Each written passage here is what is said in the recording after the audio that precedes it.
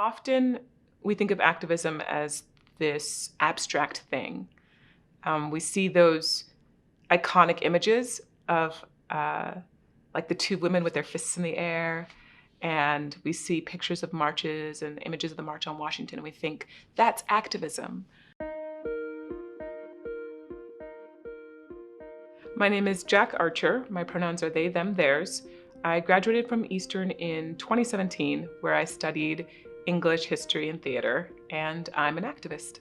I'm Lisa Logan. I use they, them, their pronouns, and I'm the manager of the Women's and Gender Education Center at Eastern Washington University. I've been working on the AIR program since I started here in 2015. The Activist in Residence program is entering its 8th year. Each year, we bring a local or regional activist to campus to work with students on issues they care about. I think that now is a really important time for everyone in the community, students and those who have the opportunity to take part in this program, to get active and understand more about the activist landscape.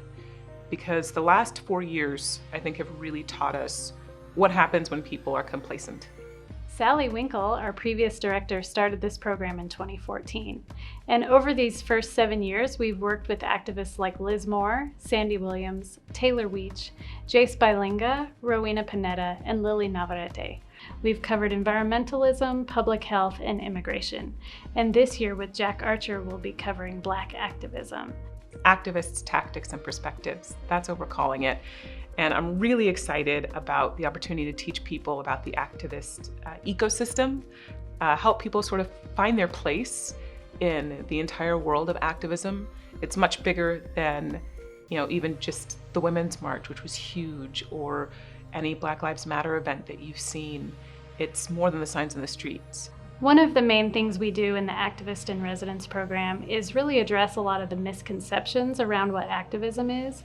People often think that activism is mainly marching in the streets, maybe carrying a bullhorn, and we really talk about some of the ways that activism fits in with what students are already doing in their classes.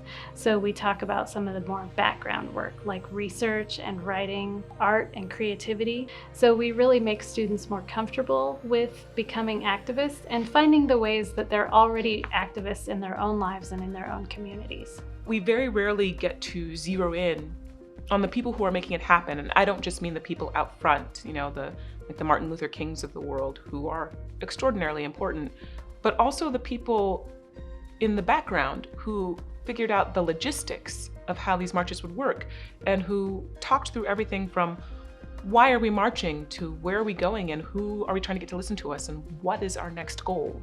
Being able to talk to someone, an individual, and ask them questions about how they accomplish their activist goals. Humanized the whole process and took some of the mysticism out of it while putting more humanity into it. All of the Activist in Residence sessions are open not only to students, but also to staff, faculty, and community members. We typically have 6 sessions with students, and they're on Wednesdays from 3:30 to 5.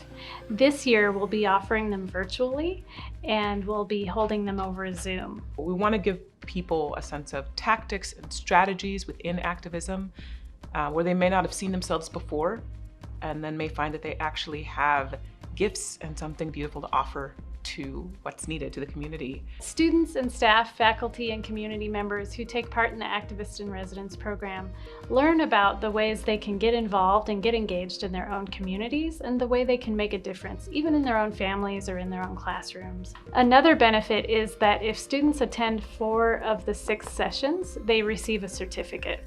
More than ever, people are realizing it's not just the national scene to which they need to pay attention. It's everything that happens in their local communities. It's what's happening in their schools, in their institutions, in their health district.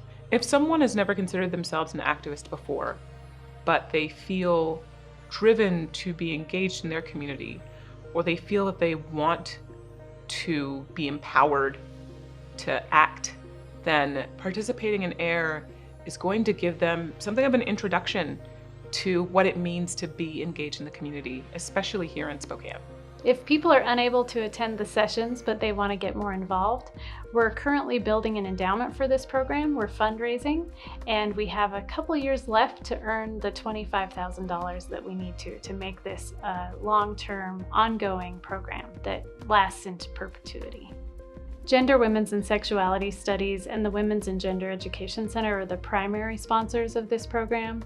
It truly is a collaborative effort, though, between Africana Studies, American Indian Studies, Chicanx Studies, Disability Studies, the School of Social Work, the Pride Center, and the Multicultural Center.